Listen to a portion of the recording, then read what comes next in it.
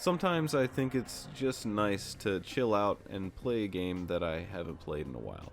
Something simple, something easy, something from my younger years, something nostalgic. Most of the time for me that means grabbing something from the lovable 6th generation of consoles. One of the many reasons I adore this time period of games is that there's just a charming vibe to its unique tropes and cliches. Little gameplay trends from the early to mid 2000s that we don't see anymore. PS2 games, to me, are a vibe, they're a feeling. And one game that feels very PS2 in its execution is Urban Chaos Riot Response. You like looking at me?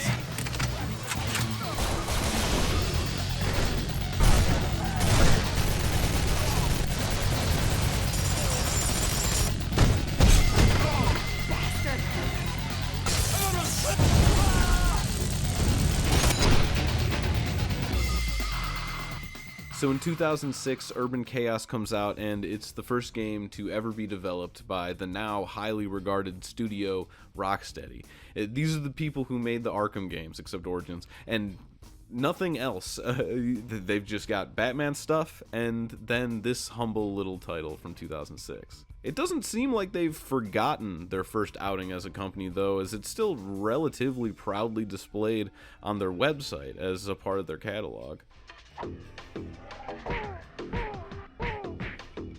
So Urban Chaos is also the title of another game that came out on the PS1, and as far as I can tell, they have literally nothing to do with each other. I mean, they were both published by the same company, but it looks like they literally only share the same name. I guess you can consider this a super reboot, because, I mean, nothing is like the original. The original was a beat 'em up, and Riot Response is a full-on first-person shooter. Now that's what I call zero tolerance. Come on! So I think this game is interesting because it's a little time capsule of the older 6th generation first-person shooter standards of the time. Like, there's no L3 to sprint, there's no aim down sights mechanic, but it still feels fun to actually play because it has just enough of those modern shooter staples to make it feel decent. Like, mainly the fact that you move with the left stick and aim with the right one, instead of it being some sort of N64 first-person shooting nightmare, having to play on this monstrosity. I'm sorry, yeah. I know, people love GoldenEye and Doom 64 and Turok and stuff, but I can't. I don't know how to use this controller. It just feels like a regular modern shooter in all the right spots while also having a good vibe of an older school shooter as well. I mean, it makes sense, right? This game came out in 06, and first-person shooters on consoles had kind of been figured out by that point. I mean, Halo had been out for a while, and that's basically the shining example of how to do it correctly. Or well. Also, Call of Duty got its start in this era, let's not forget. Rocksteady took a lot of pieces of that standardized formula and applied it here in this game.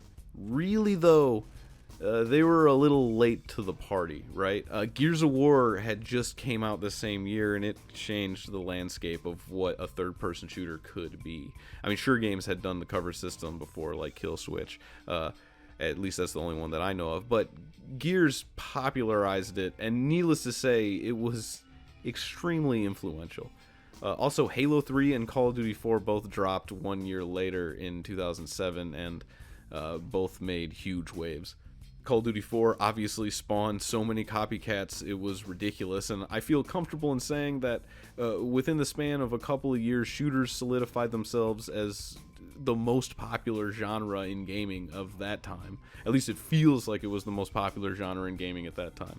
I don't know. I mean, this was a legitimate renaissance for the first-person shooter. And just sitting there amidst all of this during this time period was humble little old Urban Chaos Riot Response. Too antiquated to be highly regarded amongst its stiff competition, but just good enough to still be pretty fun nowadays in 2020. And for me, because I'm a weirdo, some of those antiquated aspects are a plus. It's the little things that make these PS2 era games so special. Like when you talk to people, you don't put your gun down, you just aim it right at their head. Other things like the over-the-top big arcadey words popping up on the screen all the time, celebrating every headshot. It makes everything feel bombastic and fun, and it's got this Tony Hawk-y vibe to it almost, this Devil May Cry thing. They're everywhere!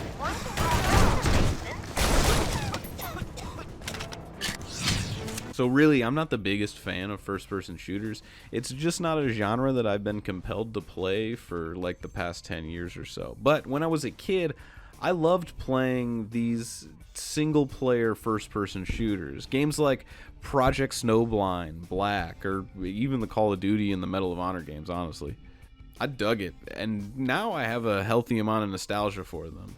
Even if it's not a genre that I enjoy that much anymore. It's fun to go back and just experience this chill time of just kind of mindlessly shooting stuff. In Urban Chaos, we play as Nick Mason, and everybody is represented by their live-action counterparts and their in-game models. Nick Mason doesn't seem to have an in-game model. We never see what it looks like, but this is how he's represented in the live-action version. First, right off the bat, he kind of looks like a weenie. I'm not gonna lie to you, he doesn't really look like the big badass tough guy that the game's supposed to make us think that he is. I mean, this game is reeking with this, hey everybody, look how much of a badass Nick Mason is, but really, this model is just kind of looks like an old guy. He just looks like a guy. He doesn't look like a hardcore motherfucker even a little bit, and honestly, that's kind of disappointing. But anyways, this guy, Nick Mason, is a super badass member of the anti-gang unit named T0, which stands for Zero Tolerance. And that's kind of funly stupid in a very mid-2000s type of way. The mission that you have to go on is you have to stop this evil gang called the Burners from wreaking havoc all over the city. The story is almost insultingly simple, at least for how serious it takes itself. It's just your basic power fantasy baloney. The game tells you over and over the guy you're playing as is a total baller. Unfortunately, though, it's just not quite cheesy enough for it to be super enjoyable. And that's kind of my biggest problem with the game's story. I mean, it feels just half-baked and super simple, and that would have been totally fine if it made up for it with some top-tier cheesiness. And there are moments where it comes close, but it always kind of rides the line between taking itself really seriously and just having fun. I mean, there are certain parts during the actual gameplay that have that over-the-top feel that I'm looking for, like the comically gruesome deaths of some of the bad guys. You're gonna pay! I'm gonna fuck you up! I'm gonna fuck your family up when I find your mother! Now that really is zero tolerance. But on the other hand, there's these live action cutscenes in between the levels. When I saw these as I was replaying this game, I was like, oh cool, live action cutscenes. I forgot that these were in here. These are gonna be super goofy and silly and really badly acted. I can't wait. But they ended up just being boring and serious. Civil activist Gabe Peeps has spoken out against T0, calling its officers riot thugs. I mean, this is a game about indiscriminately mowing down hundreds of mindless hockey mask wearing bad guys in a violently over-the-top manner. This is ridiculous. So why are these cutscenes so devoid of any tongue-in-cheek campiness? It's kind of a bummer for me, for sure. I feel like it was a bit of a missed opportunity. I mean, just for example, it's like, how am I supposed to be even remotely invested in the story when the bad guys are like the epitome of the faceless enemy?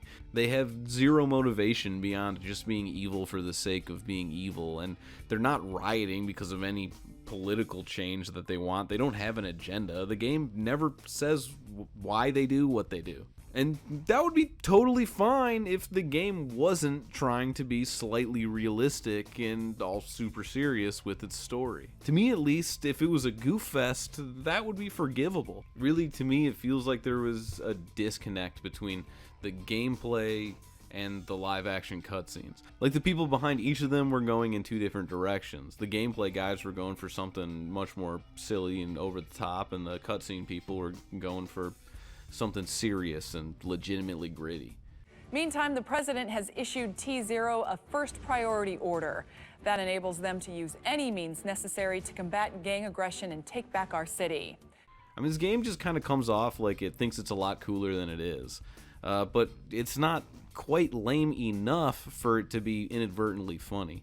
I mean, there is one small aspect of the game that gives it that we're trying too hard to be cool type of cheese, and that's with its music. Its music is like very mid-2000s alternative radio rock. It's kind of got that vibe that I was never too into. Me and my friends used to call it butt rock when we were kids. But there are definitely some alternative mid-2000s rock bands that I do enjoy. But from my perspective, that type of music gives this game just a little splash of we think we're cooler than we are, and it's actually comes off as funny to me. And it's fun. The main menu song is the one that I'm talking about mainly, and that was done by a band called Metro Riots. I couldn't find much about this band other than the fact that they did songs for this game. They have another one too. It's an instrumental version of one of their other songs that plays during the credits. I'm not going to play these songs for you guys on YouTube because I'm too afraid to. I haven't been using any of the songs from the actual game, Urban Chaos Riot Response, because I'm too afraid that they're done by a real band that's going to get my video taken down. I don't know. I've actually just been using the music from the original PS1 Urban Chaos the whole time. But they're called Metro Riots. I don't know, check them out. They're on YouTube. Hey, Nick, it wasn't the pizza. It's a package for you.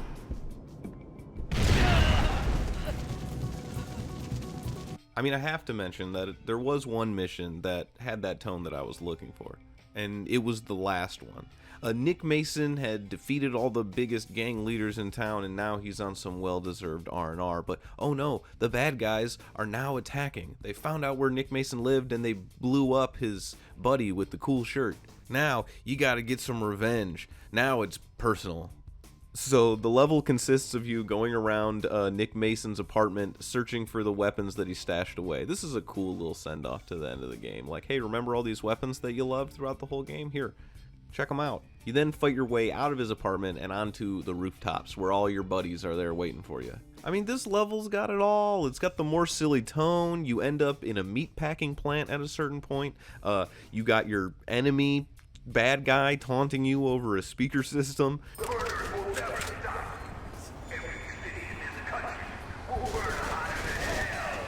And you even get an over-the-top silly death scene. The whole game should have had the feel of this mission. It's just kind of a bummer that it didn't. It really is unfortunate that this game took itself so seriously, because if it really leaned in to how stupid its premise is, how fun and ridiculous it could have been, then this would have been a real diamond in the rough.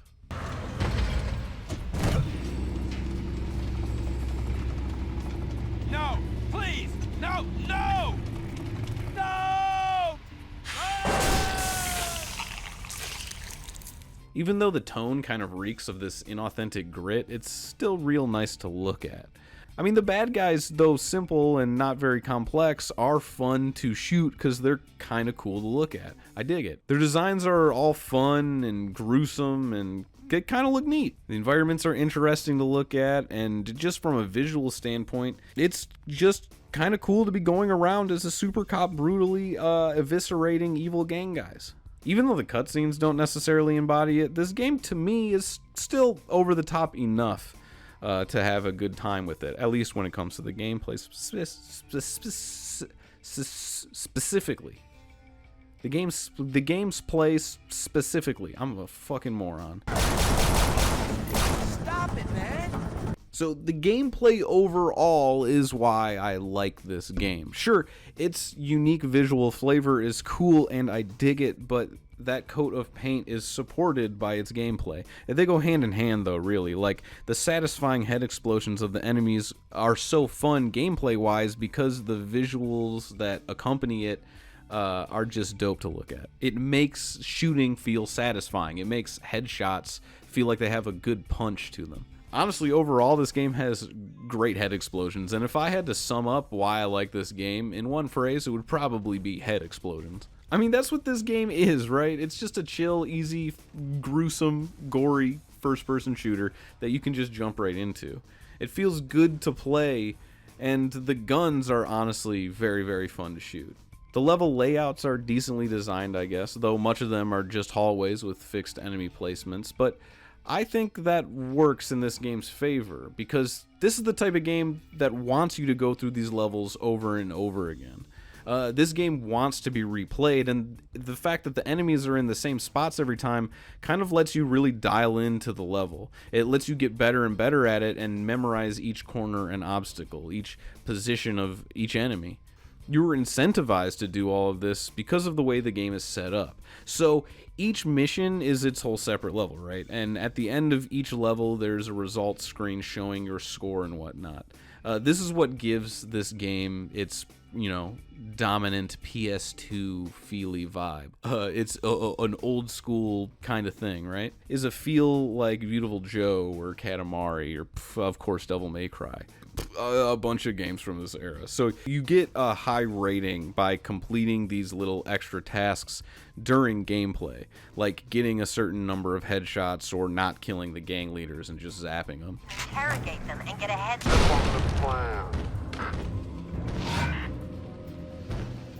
I thought I told you to use less than lethal force. The more goals you complete, the more medals you get, and the more medals you get, the more rewards you get, like upgrades for your weapons and equipment and stuff. You have unlocked a pistol damage upgrade. And you can unlock these emergency missions that give you brand new weapons into your actual arsenal for the beginning of each level. And some of the cooler weapons in the game are from these emergency missions. And honestly, the armory that this game gives you is pretty decently fun to play around with. And there are a ton of ways to go about your legally justified massacre as well. You got the double barrel, your combat shotgun, double Uzis, cleavers, a circular saw that the game calls a chainsaw for some reason, and you can even shot guys till they catch on fire. Now this is the type of silly over-the-top stuff that I was looking for from this game. But the one tool that the game gives you that really stands out above all the rest is the Riot Shield. This is kind of what gives Urban Chaos Riot Response a little bit of its own flavor. The Riot Shield will block everything. It'll block cleavers, it'll block bullets, it'll block grenade explosions, it'll even block full-on rocket launchers. So because of all that, this Riot Shield acts as a saving grace in a lot of the situations of the game. So the way the enemies work is they generally will just kind of stand around and shoot in one place or run directly at you, but they are super aggressive. So because of all of that, it basically makes the Riot Shield this mobile cover. You don't have to search around the environment and look for cover or anything because your cover is right there. You can also reload while your shield is up, which I used religiously throughout this entire game. I was rarely reloading without my shield being up after a certain point once I got the hang of it. And the environments in the game kind of cater to this as well because there's not a lot of places where you can take cover in the areas where the shootouts are happening. A lot of the time the game kind of wants you to rely on that shield. There's a lot of tight corridors and closed in areas where the game is obviously trying to tell me that it doesn't want me to take it slow and go around each corner looking for the best vantage point to pick off the bad guys from a far distance. It wants me to get right up in the face of these guys and try to make my shots as easy as possible. Which makes a lot of sense if you think about it. If you were actually having a battle in an urban environment, I guess there would be not as many places to take cover. I mean, this isn't the type of game where, like modern third-person shooters, where you walk into a room and you see a bunch of knee-high barriers and you're like, there's a shootout about to happen in here. These environments are a little bit more quote-unquote realistically urban, maybe? I don't know. Also, I just gotta mention that the button for making the shield gum up is L1, which, if anybody has ever played a Dark Souls game, or literally any game with shields in it, L1 seems to be like the definitive shield button in most video games, which is cool and feels intuitive. Also, you can bash people to death with the shield, which is kind of fun to do. It's just a unique gameplay mechanic that I haven't seen in a first-person shooter before. It's kind of just like a little bit of spice, a little extra sauce on this first-person shooter recipe.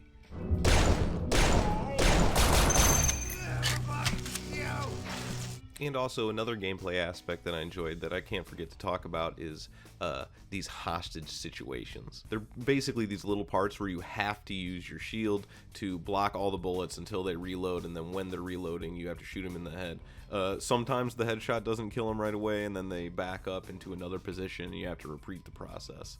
It's not the most exciting thing in the world, but all of the best and super over-the-top kills come from when you complete these hostage situations. Damn, Mason! I only just got it clean! There is a good, solid, relaxing nature to this game. Amidst all of its gore and violence, there is this cozy little vibe. It's just fun blasting fools and unlocking stuff in the process. I could see how someone could put hours into this game, just completing every single goal and unlocking all the weapons and corresponding weapon upgrades. I mean, I didn't. I just used cheat codes to goof around, and that was fun for me. But my point is that the game has a solid flow of progression. Good gameplay rewarded with rewards that lead to more fun gameplay.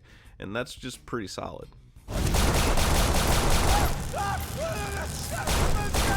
Urban Chaos Riot Response is the type of game that gives me that nighttime feel. It gives me the same vibe as when I was a kid, just flipping through channels well past midnight and finding some crazy, ridiculous R-rated movie that I was absolutely not supposed to be watching. Even though the game takes itself way too seriously for my liking, it's still a game that is effectively rated R. And by that I mean, it just kind of reminds me of a time where I had to hide this kind of stuff from my parents. That fun, exciting feeling of watching Die Hard way too young, of hiding a copy of GTA Vice City under my bed so my parents couldn't find it, and only playing it when everyone else was asleep. Urban Chaos has that tone, that gruesome, uniquely PS2 style of rated M for mature flavor. To me, there's just something so unyieldingly nostalgic about low polygon, pixelated, low res blood and gore. Like I said before, it's cozy. Urban Chaos Riot Response is a cozy game, and I'd suggest checking it out. Peace.